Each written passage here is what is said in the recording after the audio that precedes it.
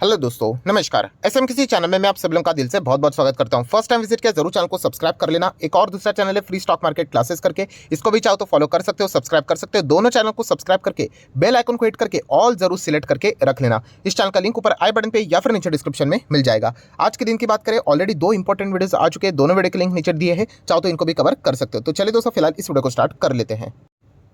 दोस्तों अभी हम लोग आ चुके हैं बिल्कुल हमारे नॉर्मल स्क्रीन के ऊपर। एंड दोस्तों इस वीडियो में हम लोग बात करने वाले हैं एक बहुत ही सॉलिड ऐसी चीज़ जो कि हम लोग को इतिहास में होती हुई देखने को मिल रही थी, एंड वही चीज़ आज हम लोग को सेम डिट्टो होती हुई देखने को मिल रही है। सो इतिहास में जो चीज़ हुई थी, क्या उसका एंड जैसे हुआ था, क्या इस कहानी का भी एंड वैसे ही रहेगा या फिर कुछ अलग होगा, ये देखना इंटरेस्टिंग रहने वाला है। मतलब आप सभी लोगों को पता ही है, फिलहाल हम लोग अदानी से रिलेटेड ही चर्चा करते हुए देखने को मिल रहे हैं, क्योंकि फिलहाल का जो बाजार की डायरेक्शन है वो अदानी के शेयर्स कहाँ पे जा रहे हैं उसी के हिसाब से हम लोग को देखने को मिल रहा है, राइट। एंड यहाँ पे मैं बात करने वाला दोस्तों, जो अभी फिलहाल अदानी के स्टॉक्स में यहाँ पे चीज़ें चल रही है, डिट्टो सेम चीज़ें कुछ समय पहले हम लोगों को यहाँ पे धीरूभाई अंबानी जी के साथ होती हुई देखने को यहाँ पे मिली थी। एंड धीरूभाई अंबानी जी की अगर मैंने बात करें यहाँ पे, राइट, तो वहाँ पे उन्होंने जिस प्रकार की जो चाल चली वो पूरी, मतलब बोलते हैं ना, ऐसी चाल चली कि पूरी दुनिया को पता चला। एंड उसके बाद मतलब कोई किसी ने रिलायंस को छूने की कोशिश नहीं की। सो एग्जैक्टली क्या हुआ था एंड वो कहानी कैसे अदानी से बिल्कुल मैच करती हुई देखने को मिल रही है, वो अभी मैं आपके सामने यहाँ पे रखने वाला हूँ, अलॉन्ग विद द एग्जाम्पल। मतलब आप सभी लोगों ने स्कैम 1992 तो देखा ही होगा, राइट।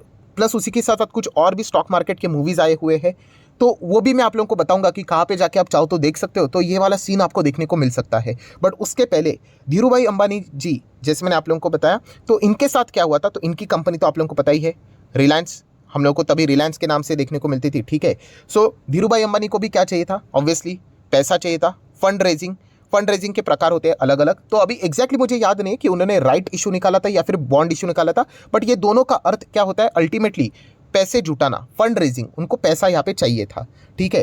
एंड आप सभी लोगों को पता ही है कि स्टॉक मार्केट में तभी बेयर कार्टेल हम लोग को देखने को मिलता था। स्कैम 1992 में आप लोगों ने देखा ही है। सो इनकी हमेशा लड़ाई रहती थी। बेयर कार्टेल का काम एक ही है कि स्टॉक को हायर लेवल पे बेच दो और नीचे आके सस्ते दाम में खरीदो एंड प्रॉफिट कमाओ। सो बेयर कार्टेल ने क्या किया, यही चीज़ किया कि उनको पता चला कि रिलायंस का यहाँ पे क्या आ रहा है, वही फंड रेजिंग आ रहा है।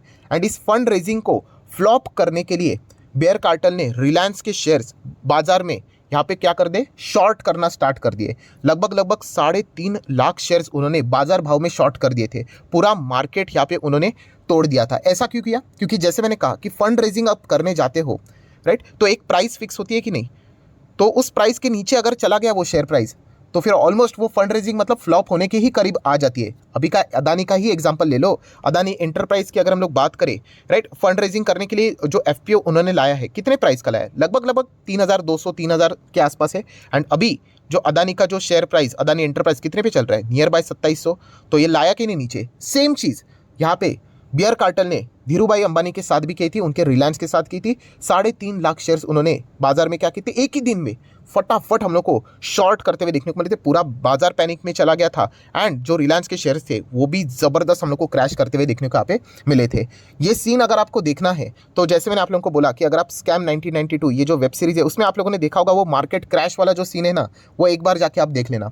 वहाँ पे जो 10 लाख अटक जाता है ना हर्षद मेहता का, यस, उसमें आप देख सकते हो वो सीन। थोड़ा सा 1-2 सेकंड का ही क्लिप है वो, जो बोलते हैं कि 3.5 लाख शेयर्स किसी ने बेचे रिलायंस के।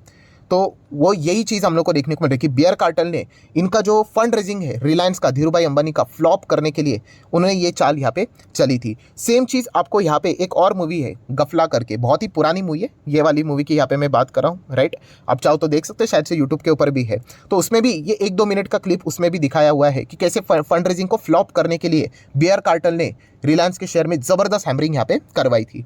बट दोस्तों वो जो चीज़ वहाँ पे हुई थी वो एक टेम्पररी बेसिस के ऊपर यहाँ पे होती हुई देखने को मिली थी। क्योंकि टेम्पररी इसलिए क्योंकि धीरूभाई अंबानी जी की अगर हम लोग बात करें तो उन्होंने फिर मास्टर स्ट्रोक चला।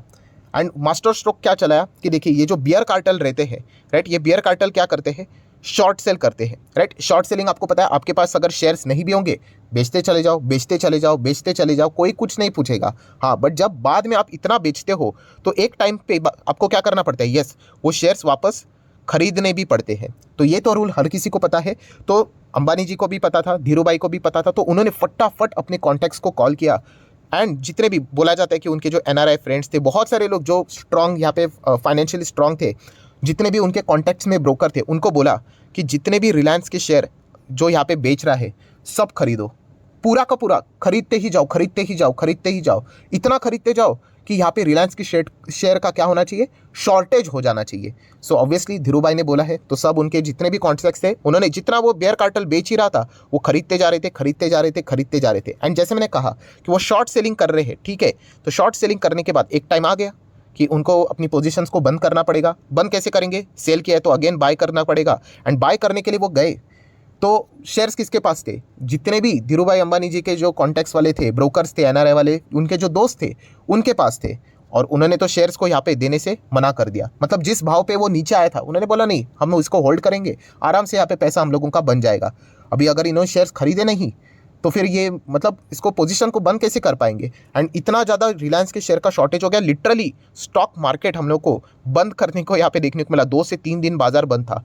एंड जैसे ही बाद में सारी चीज़ें नॉर्मलाइज हो गई, बाजार वापस खुला, तो जो बेयर कार्टेल था उनको ही मजबूरी में क्या करने पड़े, वही रिलायंस के शेयर्स प्रीमियम पे खरीदने पड़े। क्योंकि अल्टीमेटली खरीदा किसना था, धीरूभाई ने खरीदा था उनके कॉन्टैक्ट्स के थ्रू। तो उन्होंने जो प्राइस दी वो प्रीमियम पे दी। एंड जिस शेयर जो यहाँ पे चल रहा था धीरूभाई का शेयर रिलायंस, उसको ऐसे गिरा दिया था। बाद में उन्होंने इतना हायर प्राइस यहाँ पे रखा, यहाँ पे रखा, यहाँ पे रखा, बेयर कार्टेल को खरीदना पड़ा। एंड इसके चलते जो पुराना प्राइस था उसके ऊपर रिलायंस का शेयर प्राइस चला गया। मतलब क्या किया, बेयर कार्टेल का शिकार कर दिया। किसने, धीरूभाई अंबानी जी ने। सो ये चीज़ ऑलरेडी यहाँ पे हुई थी। फंड रेजिंग को फ्लॉप करने के लिए बेयर कार्टेल ने ये तकनीक का इस्तेमाल किया था। बट धीरूभाई जी ने किस प्रकार से चीज़ों को हैंडल किया वो आप यहाँ पे देख सकते हो। अभी अगर मैं बात करूँ अदानी जी की भी स्टोरी में देखा गया तो बहुत सारे सिमिलैरिटीज़ है। मतलब फंड रेजिंग ही है, एफपीओ मतलब पब्लिक से ही तो पैसा 20,000 करोड़ का फंड रेजिंग की वो कोशिश कर रहे हैं यहाँ पे।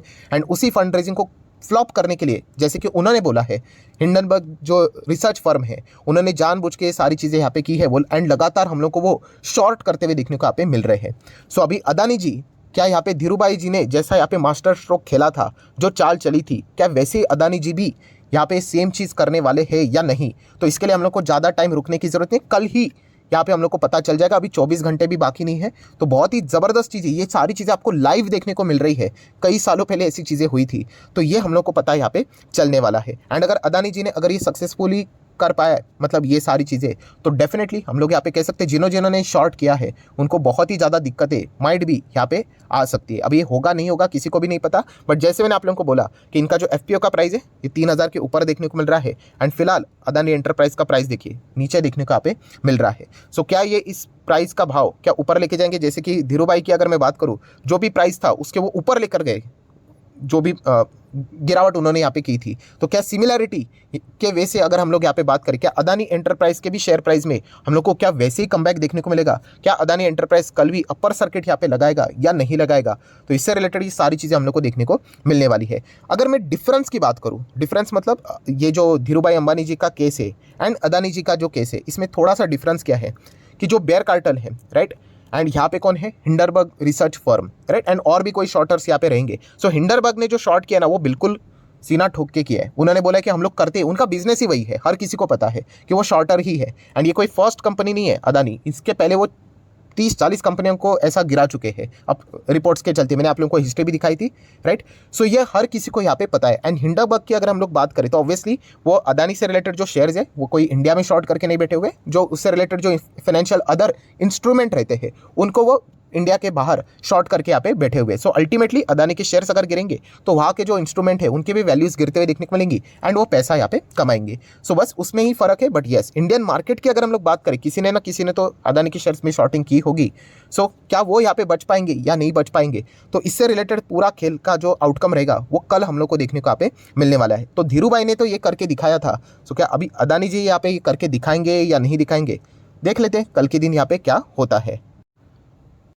सो आशा करता हूँ दोस्तों ये कुछ नई चीज़ें आप लोगों को सीखने को मिली होगी, वीडियो पसंद आया होगा। एंड जो मैंने रेफरेंस भी दिया, आप चाहो तो उन मूवी को देख सकते हो, वेब सीरीज़ को देख सकते हो। वहाँ के जो क्लिप्स है अगर आप उनको देखोगे तो थोड़ा सा रिलेट कर पाओगे कि कैसे धीरूभाई के साथ वहाँ पे सारी चीज़ें होती हुई देखने को मिली थी, राइट। तो आप चाहो तो वो चीज़ें देख सकते हो। सो वीडियो अच्छा लगे तो लाइक एंड शेयर कर देना। एंड डीमैट अकाउंट अगर आपने अभी तक ओपन नहीं किया है तो लिंक नीचे डिस्क्रिप्शन में 25 वीडियो की लिस्ट आपको बिल्कुल मेरे साइड से फ्री ऑफ कॉस्ट प्रोवाइड कर दी जाएगी। सिर्फ आपको एक काम करना है, आपका नाम, कौन सा अकाउंट आपने लिंक के थ्रू ओपन किया है प्रॉपरली मुझे कमेंट सेक्शन में मेंशन कर देना। हफ्ते भर के अंदर अंदर ये सारे लेक्चर्स मेरे साइड से फ्री ऑफ कॉस्ट प्रोवाइड कर दिए जाएंगे ताकि आप शेयर मार्केट को आसान भाषा से सीख सको। So that's it, thank you very much दोस्तों, we will be meeting our next video, तब तक के लिए बाय बाय।